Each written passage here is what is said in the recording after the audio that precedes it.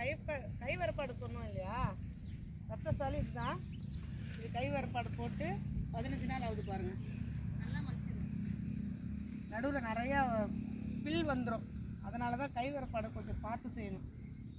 நிறையா புல் வந்துடுச்சு. இப்போ அது பில் மருந்து அடிச்சிட்டோம் அப்படின்னா சின்ன சின்ன பில் மருந்து எல்லாமே பில்லெல்லாம் சித்துரும்.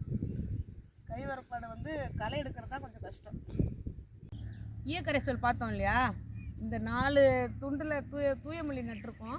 இதுக்கு அடுத்த வாரம் புளித்த பிறகு ஈயக்கரைசல் எல்லாம் புளித்த பிறகு 15 நாளில் ஸ்ப்ரே பண்ணுறதுக்காக தான் அது கரைச்சது. இது எல்லாமே தூயமல்லி கயிறு பிடிச்சி ஒத்த நாற்றாக நட்டது. நட்டு 15 நாள் ஆகுது. நடுவில் கொஞ்சம் கொஞ்சம் புல் வந்திருக்கு பாருங்கள், களை வந்திருக்கு. இன்னும் ஒரு வாரம் கழித்து களைச்சி விடணும். களை மேலே பரவாமல் இந்தளவு தண்ணி நிற்கணும். அப்படி இருந்தால் தான் களை நிறையா வராது. இந்த 4 துண்டு, அதாவது கிட்டத்தட்ட 2 ஏக்கர் வந்து தூயமல்லி. அதுக்கப்புறம் 1 ஏக்கர் மட்டும் ரத்தசாலி நட்டிருக்கோம்.